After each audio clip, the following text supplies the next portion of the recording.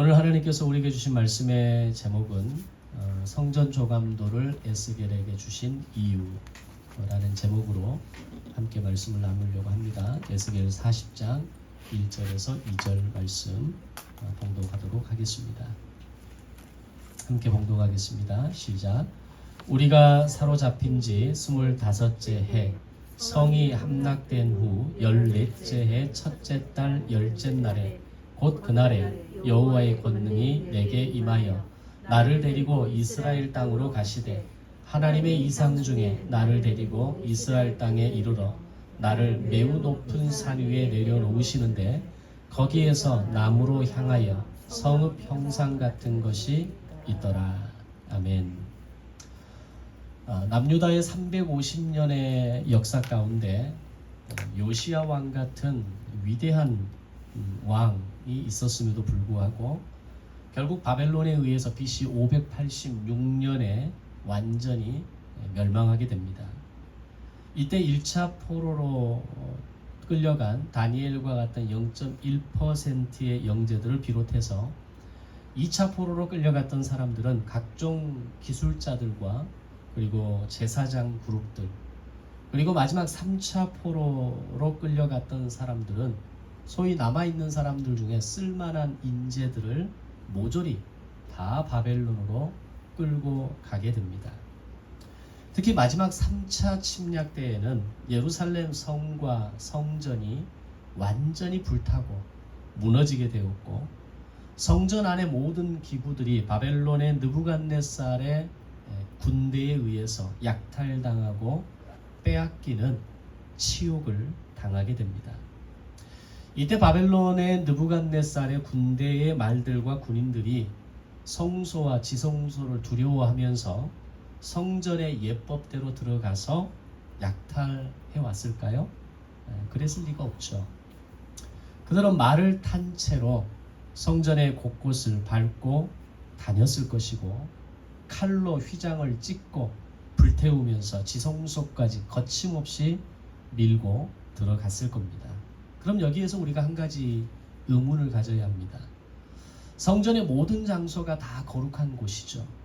그리고 그 가운데에서도 성소와 지성소는 이스라엘의 제사장과 대제사장 외에는 아무도 들어갈 수 없는 곳이었습니다. 심지어 대제사장마저도 자신의 죄를 해결하지 않고 이 지성소 안으로 들어가게 되면 그 자리에서 즉사하는 곳이 지성소였습니다. 그런데 이방인이 그것도 말에 올라탄 채로 거룩한 곳을 짓밟고 쳐들어가고 성소와 지성소를 가리지 않고 마음대로 짓밟는 바벨론 군사들에게는 아무런 일도 일어나지 않았다. 이게 좀 이상하게 느껴지지 않습니까? 이유가 뭘까요?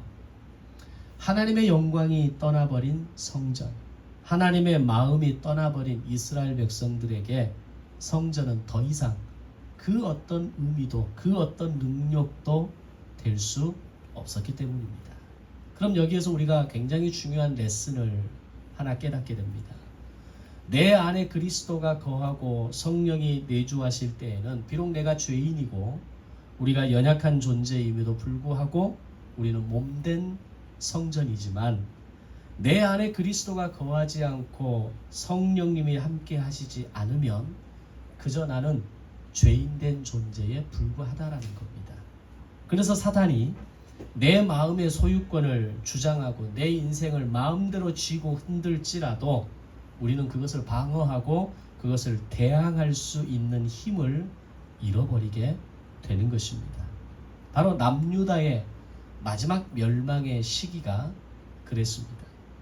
그들은 마음대로 약탈하는 바벨론 군대를 막아설 수 없었고 하나님의 영광이 떠나버린 성전은 그저 한 공간에 불과했던 겁니다.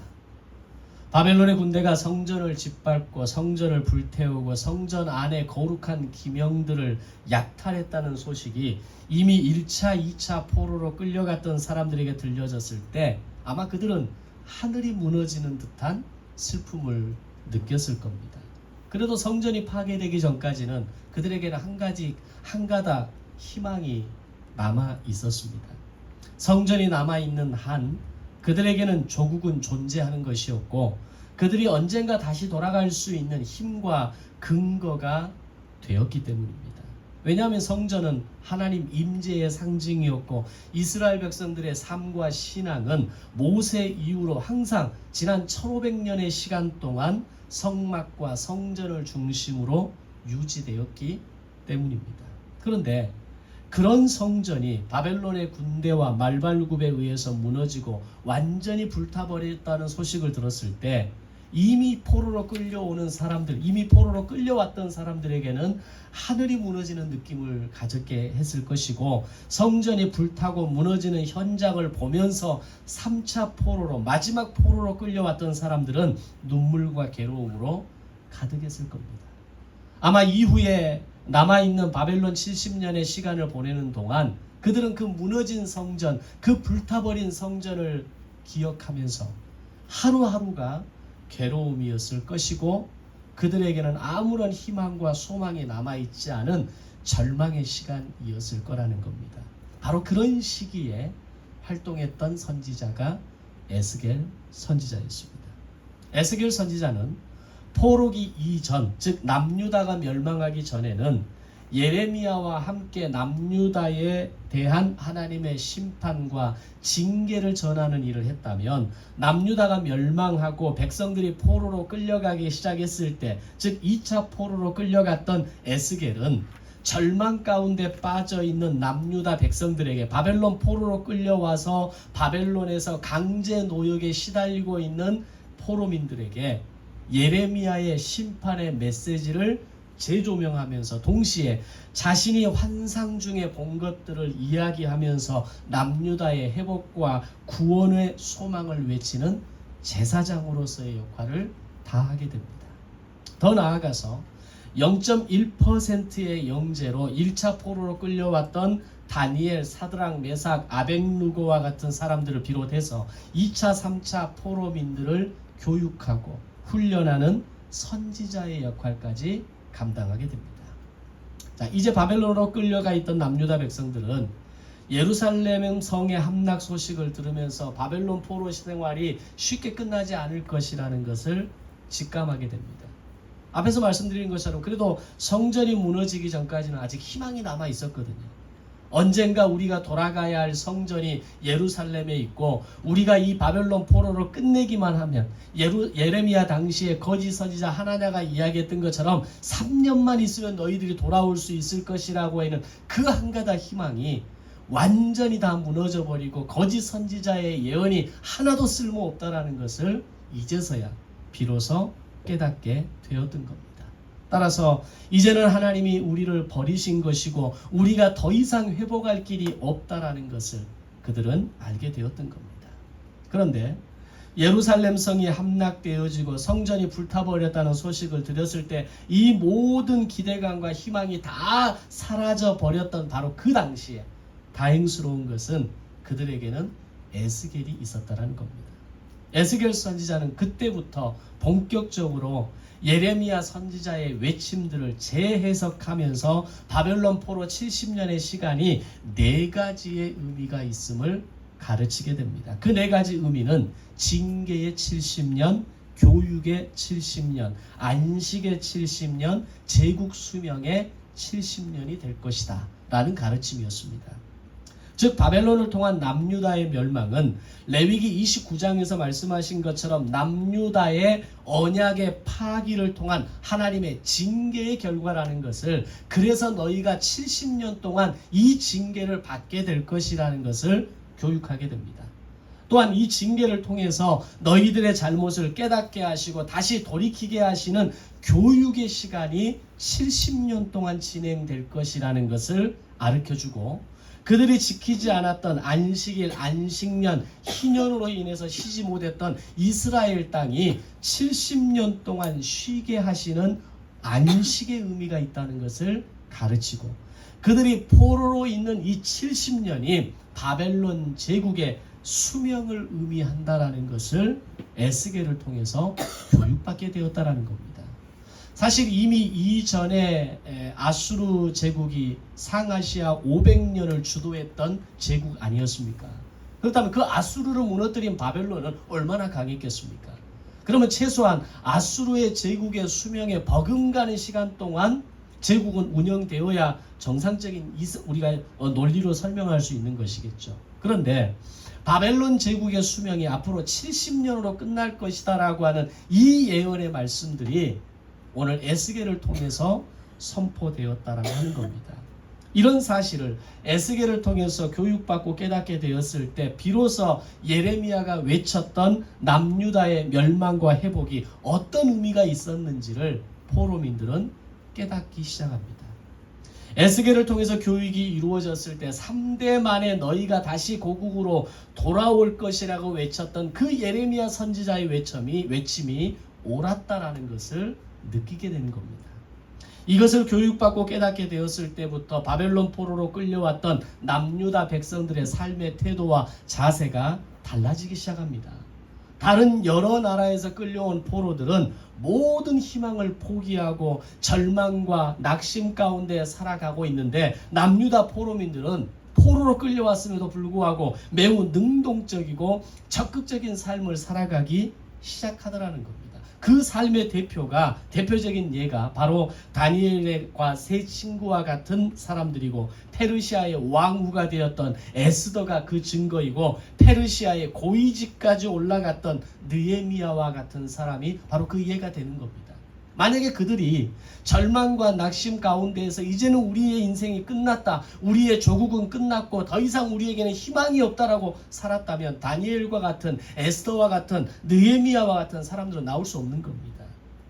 당시 바벨론으로 끌려온 다른 나라의 많은 포로들은 그들의 정체성을 잃어버리기 시작합니다. 노예로 전락하기 시작하고 그들에게는 더 이상 희망이 없다라고 생각하는데 오직 남유다 출신의 포로민들은 그런 삶을 살지 않았다라는 겁니다. 그 이유가 뭡니까? 에스겔 선지자의 교육의 결과였습니다. 그러면서 오늘 남유다 출신의 포로민들이 다른 나라의 포로들과는 다른 모습을 바라보면서 바벨론이 그들에게 새로운 이름을 붙여서 부르게 되는데 바로 그 이름이 유대인이라는 이름이었습니다. 이 말의 뜻은 다른 어떤 민족보다도 월등하고 우수한 민족이다라는 의미가 유대인이라는 의미입니다.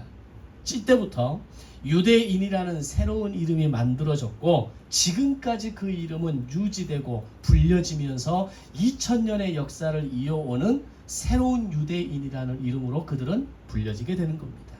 자, 이제 유대인으로 거듭나고 장차 극상품 무화과 나무 열매로 거듭나게 될 그들은 과거 예레미야 선지자가 그들에게 했던 명령을 기억하게 됩니다. 어떤 명령이냐면 예레미야 29장의 말씀에서 너희는 바벨론에서 집을 짓고 텃밭을 만들고 거기에서 결혼을 하고 거기에서 자녀를 낳아서 생육 번성 충만에 대한 메시지가 예레미야 29장을 통해서 전해지게 됩니다. 그러면서 마지막에 뭐라고 하냐면 바벨론이 70년 동안 평안하기를 너희는 기도하며 살라라고 말씀합니다.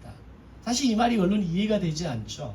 바벨론이 하루빨리 멸망해서 바벨론의 제국이 끝나서 너희가 하루빨리 고국으로 돌아올 수 있도록 그렇게 기도해라. 그러면 이 말은 이해가 됩니다. 그런데 오늘 우리를 식민지로 삼고 예루살렘을 성전을 불태우고 예루살렘 성을 공격했던 바벨론에 대해서 평안하도록 기도하라. 이 말이 이해가 되지 않는다는 거죠. 그럼 왜 바벨론의 평안을 위해 기도하라고 했을까요? 바벨론이 평안해야 포로들이 평안할 수 있기 때문입니다.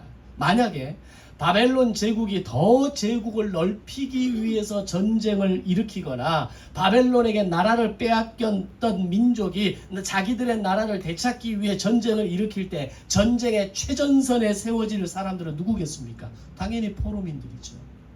과거 지난 우리가 일제가 제국주의를 펼칠 때 일제의 제국제의 그 전쟁터마다 가장 앞서서 내세웠던 사람들이 누굽니까? 식민지의 백성들이고 이 조선의 백성들이고 대한민국의 이 우리들의 조상들이었습니다.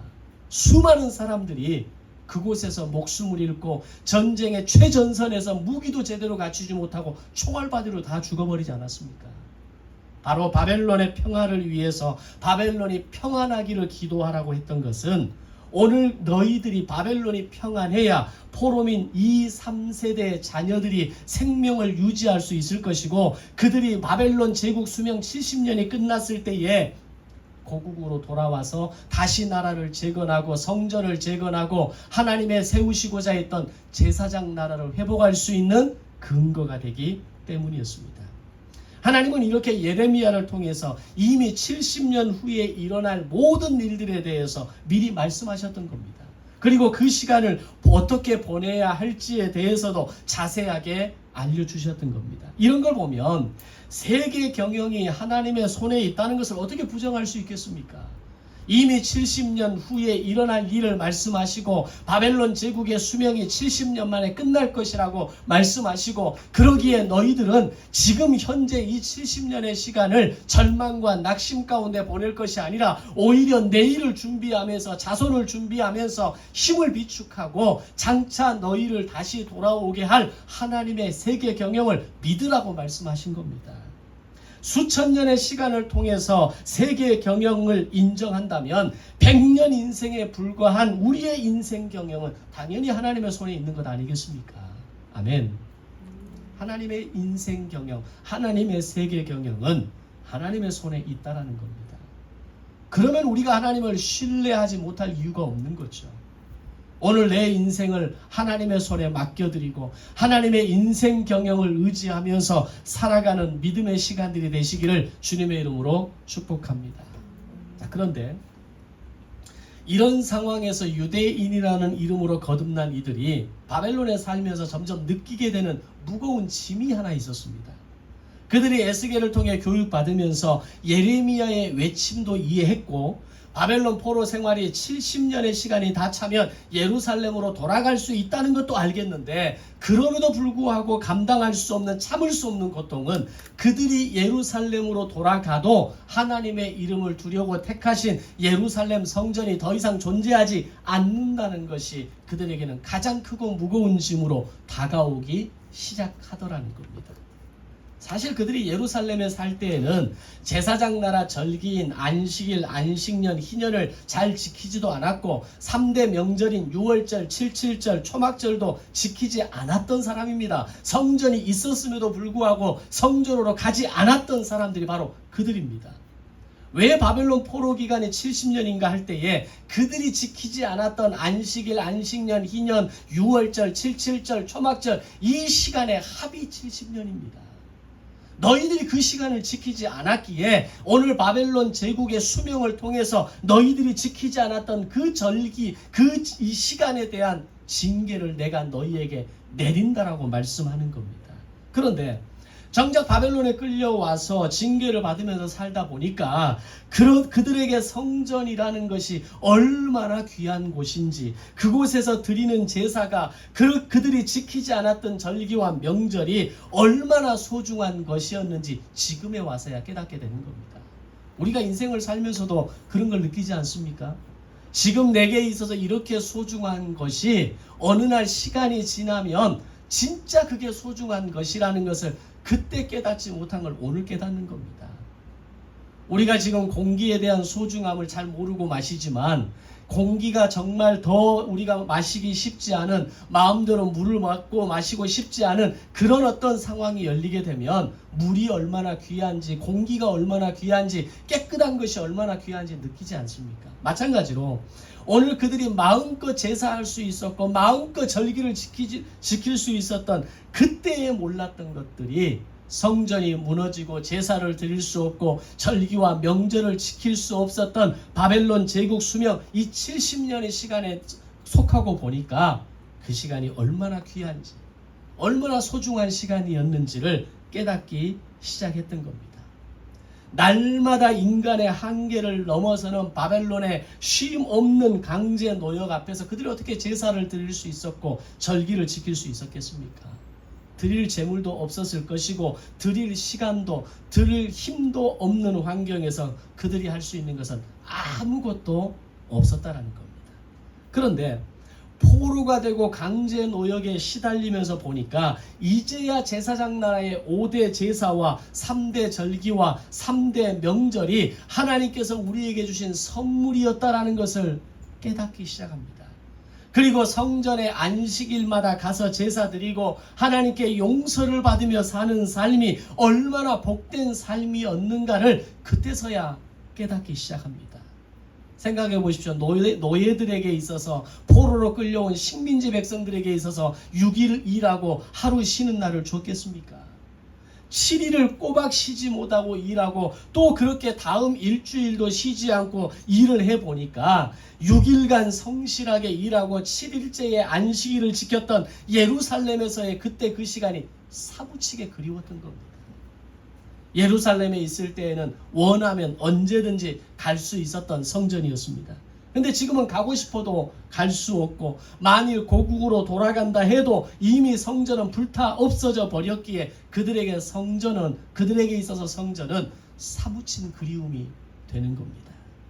오늘 바벨론 포로로 끌려온 유대인들이 느끼는 이 아픔과 그리움이 오늘 저와 여러분이 주일의 예배를 향한 마음으로 돌아보기를 원합니다. 내가 속한 교회가 얼마나 소중한 공동체인지, 우리가 드리는 예배가, 이 자리가 얼마나 감사한지를 우리는 알아야 합니다. 지금은 내가 오고 싶으면 오고 싶지 않으면 내 일이 있으면 다음으로 미룰 수도 있고, 어떤 경우에는 하고 싶으면 하고 싶지 않으면 하지 않을 수도 있지만 2023년 9월 17일에 이 시간의 주일의 예배는 우리의 일생에 다시는 돌아올 수 없는 시간이라는 것을 알아야 한다는 겁니다. 지금은 내가 마음대로 이 시간에 대해서 결정할 수 있지만, 내가 선택할 수 없는 상황이 왔을 때, 예배할 수 없는 상황이 왔을 때 이 시간은 사무친 그리움이 될 수 있을 것이라는 겁니다. 우리는 가끔 그런 이야기를 합니다. 내가 조금만 더 젊었더라면, 나에게 한 번만 더 기회가 주어진다면, 나에게 조금만 더 능력이 주어진다면. 그러나 지금 이 순간이 내 남은 인생에 있어서 가장 젊은 때라는 것을 아십니까? 내가 하고 싶은 것을 할 수 있는 가장 좋은 시간이며 새로운 것을 도전할 수 있는 마지막 기회라는 것을 알아야 합니다. 예배도 마찬가지입니다.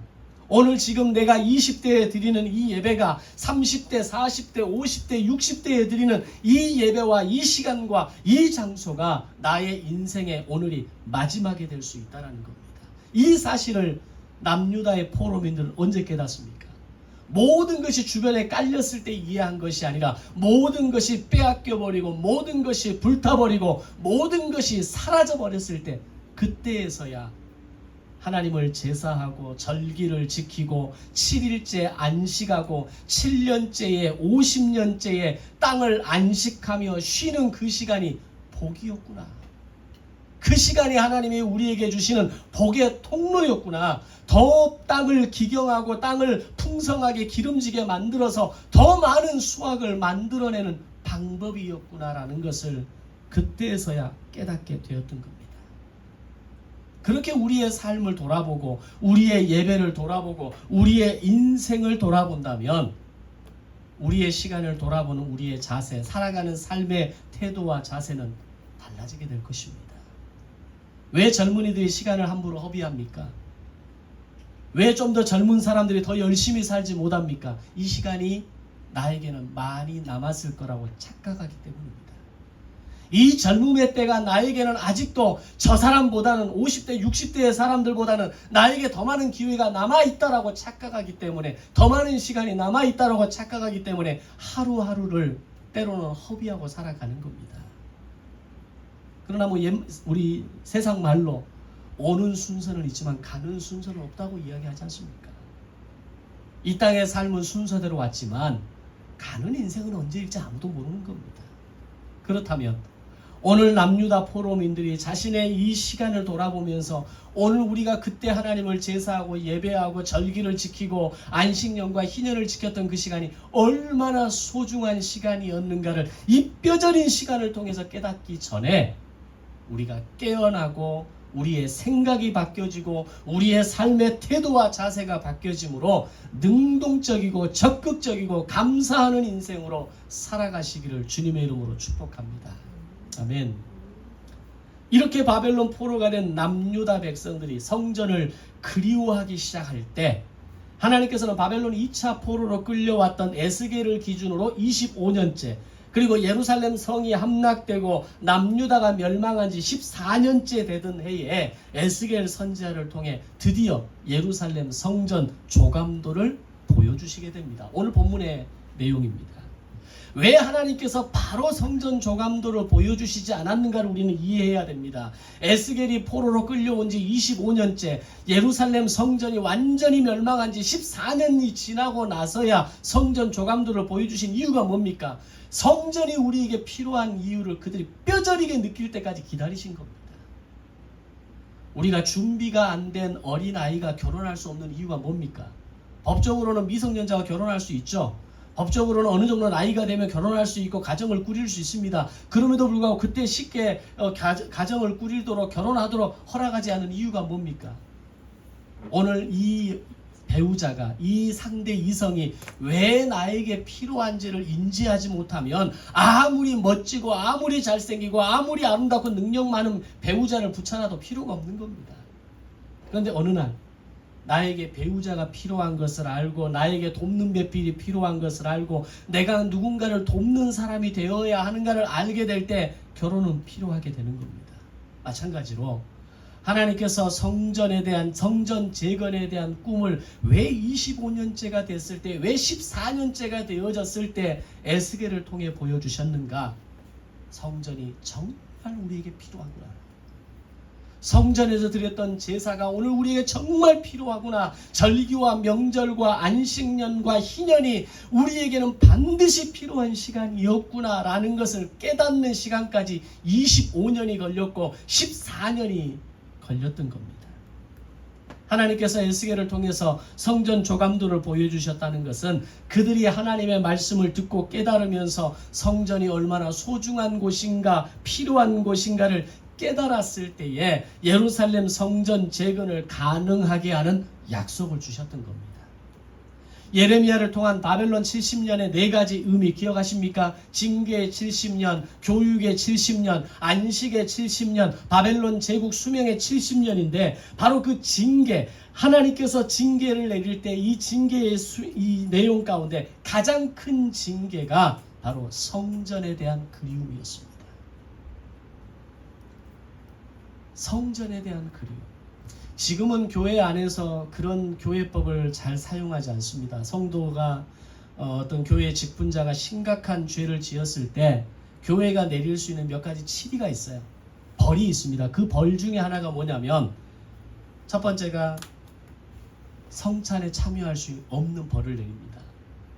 그리고 또 몇 가지 벌이 있는데 또 하나 가장 최고의 벌이 뭐냐면 예배를 참여할 수 없게 만드는 벌이 있습니다. 그게 무슨 벌이냐? 여기 교회 없으면 딴 교회 가면 되지. 성찬 그거 뭐 그냥 조금 포도주 조금 주고 떡 조금 주는데 그거 안 먹으면 그만이지 뭐 치사하다. 이렇게 요즘 사람은 이야기할 수 있겠죠. 그러나 성찬에 참여할 수 없고 예배에 참여할 수 없다라는 것은 성도에게 내리는 가장 큰 벌입니다. 오늘 이스라엘 백성들에게 있어서 남유다 백성들에게 있어서 성전이 없는 삶을 사는 것이 그들에게 가장 큰 괴로움이다라는 것을, 이게 징계구나 라는 것을 깨닫는 시간이 바로 징계의 70년의 의미였습니다. 오늘 우리에게 예배할 수 있는 시간과 장소를 배열하신 것이 하나님의 나를 향한 가장 크고 놀라운 사랑이라는 것을 인정하십니까? 하나님의 말씀으로 위로받고 매일 아침 다시 일어설 수 있는 그런 힘을 공급하시는 통로가 예배와 말씀이라는 것을 인정하십니까? 인정하지 못하는 사람들 대부분이죠. 인정한다면 예배를 이렇게 드리지 않습니다. 인정한다면 하나님의 말씀을 그렇게 가볍게 받아들이지 않습니다. 인정할 수 있다면 오늘 예배가, 오늘 말씀이, 하나님의 은혜가 나를 살리고 나를 다시 세우고 하루를 시작하게 하시는 힘이라는 것을 깨달을 수 있다면 우리의 예배는 더욱 진지해질 것입니다. 말씀을 받아들이는 자세는 깊어질 것입니다. 하나님의 은혜를 대하는 자세는 감사함으로 엎드릴 수밖에 없을 것입니다. 오늘 저와 여러분의 마음 가운데 예배에 대한 확신과 예배와 말씀을 통해 주시는 하나님의 크고 놀라운 사랑이 깨달아지시고 그것을 믿음으로 선포하고 그것을 전달하는 용기가 있으시기를 바랍니다. 아멘. 본문 이후에 기록된 성전 조감도의 내용을 보면 그 내용이 결코 단순하지 않습니다. 매우 섬세하고 복잡하고 자세하게 알려주십니다. 오늘 마음 같아서는 에스겔 40장 전체를 다 읽고 싶었지만 3절 이후의 말씀을 보면 너무 어려운 전문적인 내용들이 많이 나옵니다. 전문적인 단어를 비롯해서 전문적인 치수 그리고 어떤 자재의 종류 이런 내용들이 아주 자세하게 일목요연하게 설명되어 있습니다.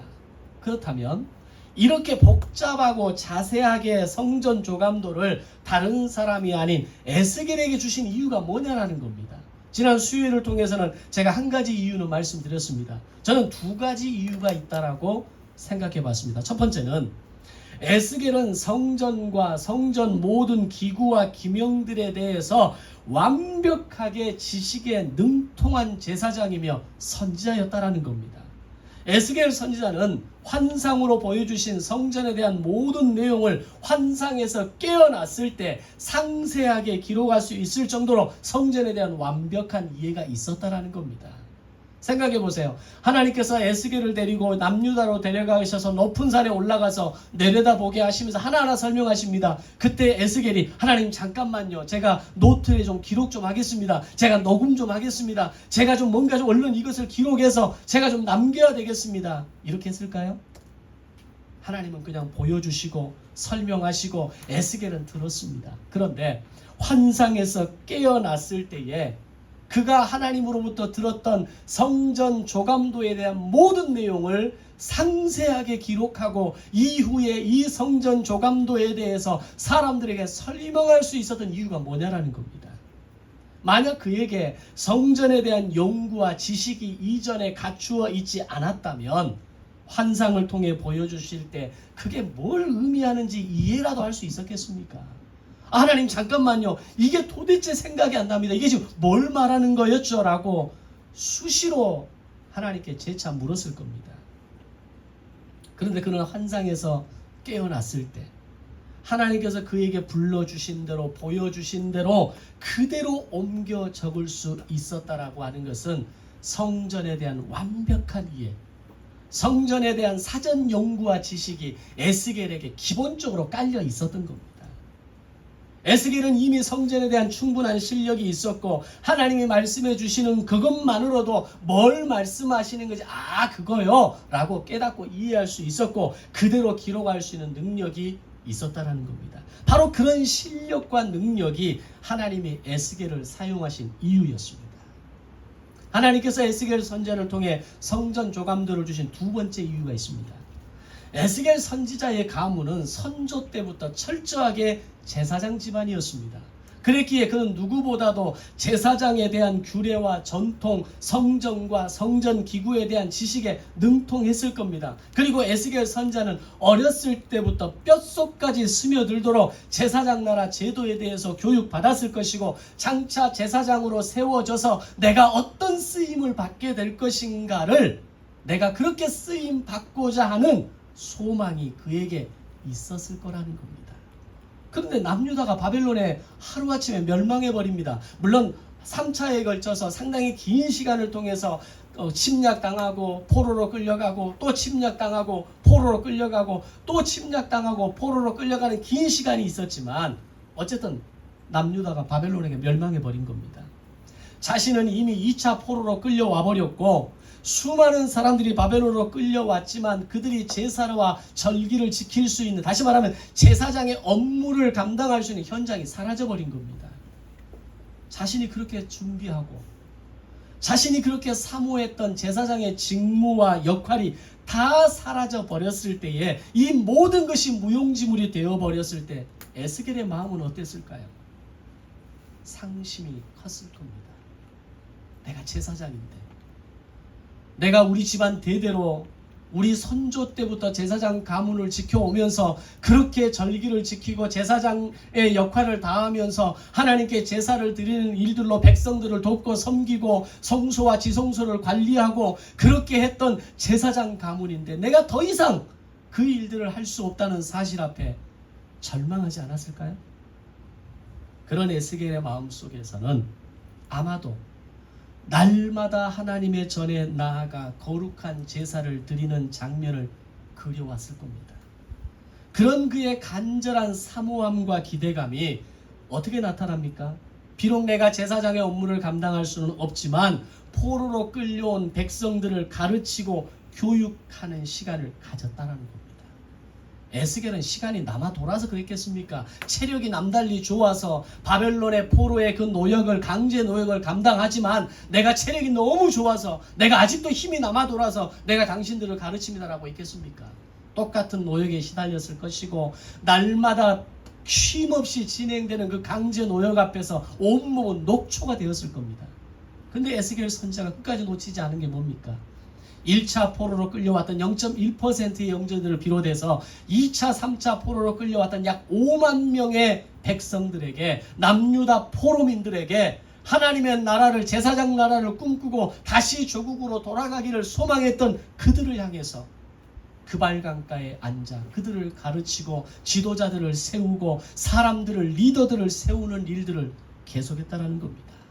그렇게 가르치면서 에스겔의 마음속에 있었던 꿈은 더 선명해졌을 겁니다. 하나님이 나에게 맡기신 제사장의 사명이 어떤 것인가를 그는 더 뚜렷이 느꼈을 겁니다. 그리고 장차 진짜 하나님의 말씀대로 그 예레미야에게 주신 약속대로 우리가 3대 만에 70년 만에 이 바벨론 포로를 끝내고 다시 고국으로 돌아갔을 때 나를 비롯해서 나를 통해서 훈련받은 수많은 제사장들이 제사장 나라를 세우고 제사와 절기를 지키고 하나님의 나라를 세우는 일에 헌신할 것이다. 이 꿈이, 이 사모함이 에스겔에게 있었다는 겁니다. 이런 에스겔 선지자에게 하나님께서는 새롭게 재건될 예루살렘 성전에 대한 환상을 주셨던 겁니다. 제 묵상이 틀리지 않은 것 같지 않습니까? 하나님이 이유 없이 에스겔에게 성전 조감들을 주신 게 아닙니다. 첫 번째는 실력이 있었습니다. 두 번째는 성전 재건과 그를 통해서 다시 회복하게 될 제사와 절기에 대한 사모함이, 그리고 그곳에서 내가 하나님의 쓰임을 받게 될, 하나님의 도구로 쓰임 받게 될 그날에 대한 사모함이 에스겔에게 있었던 겁니다. 이걸 정리해 보면 에스겔 선지자만큼 성전 조감도에 대한 환상을 완벽하게 이해할 수 있는 사람이 없었다는 것과, 에스겔은 그 누구보다도 제사장 나라 회복에 대한 관심과 열정이 뛰어났을 뿐만 아니라 제사장 나라가 회복된 그곳에서 제사장의 직무를 감당하고 제사와 절기와 명절을 지키기를 원하는 사모함이 에스겔에게 있었다라는 겁니다. 하나님은 그가 가진 이 제사장 가문의 배경을 통해서, 그리고 에스겔이 가진 제사장 나라 성전에 대한 그 사모함과 제사장 나라가 회복되기를 원하는 그 간절한 마음을 바라보시고 어느 날 그를 데리고 환상 중에 남유다의 높은 산으로 데리고 가셔서 성전을 보여주시며 앞으로 새롭게 재건될 그 성전의 조감도를 자세하게 일러주셨던 겁니다. 이것을 오늘 우리에게 적용해 본다면, 하나님의 말씀을 통독하고 묵상하고 성경을 공부하면서 말씀에 대한 이해와 지식의 실력을 키워나갈 때, 하나님의 말씀이 나에게 들려지실 때 그 말씀이 뭔 말씀인가를 이해할 수 있는 실력이 있는 겁니다. 하나님의 말씀을 통독하지도 않고 묵상하지도 않고 성경을 공부하지도 않고 말씀을 듣고 묵상하고 그것을 내 삶에 적용하지 않는데 어느 날 갑자기 하나님이 내게 나타나셔서 내게 주시는 말씀을 이해할 수 있겠습니까? 실력이 없으면 이해할 수 없는 겁니다. 아, 그 말씀이 이 말씀이었군요. 지금 이 일을 위해서 하나님이 그 말씀을 저에게 주셨던 것이군요. 이걸 깨달을 수 있는 건 실력입니다. 목회자의 설교를 들으면서 지금 뭔 말을 하고 있는지 이해가 되면 그게 실력입니다. 지금 이 말씀을 통해서 내게 무엇을 도전하시는지 느끼면 그게 실력입니다. 동시에 하나님 나라에 대한 사모함, 교회에 대한 사모함, 동역자에 대한 사모함, 말씀에 대한 사모함을 가진 사람에게 하나님은 당신의 더 큰 뜻을 보여주시고 우리를 사용하시는 이유가 되는 것입니다. 오늘 나에게는 말씀의 실력이 해마다 조금씩 플러스 되어 가고 있습니까? 하나님 나라에 대한 사모함으로, 예배에 대한 사모함으로, 말씀에 대한 사모함으로 나를 통해 하나님 나라가 확장되어지고, 나를 통해 예수 믿는 사람이 늘어나고, 나를 통해 하나님의 주권이 확장되어져 가는 그 사모함의 마음으로 채워져 가고 있습니까? 하나님은 그런 사람을 사용하시고 그런 남은 자를 통해서 일하시는 줄 믿습니다. 아멘. 성경 통독과 말씀 묵상과 성경 공부와 자기 경영을 통해 실력을 쌓아가시기를 바랍니다. 하나님에 대한 사모함과 기대로 이 땅에서부터 풍성하고 부유한 삶을 살아가시기를 바랍니다. 그러면 하나님께서 인정하셔서 당신의 마음을 우리에게 보여주시고 우리에게 들려주시는 사역자의 삶을 살아가실 줄로 믿습니다.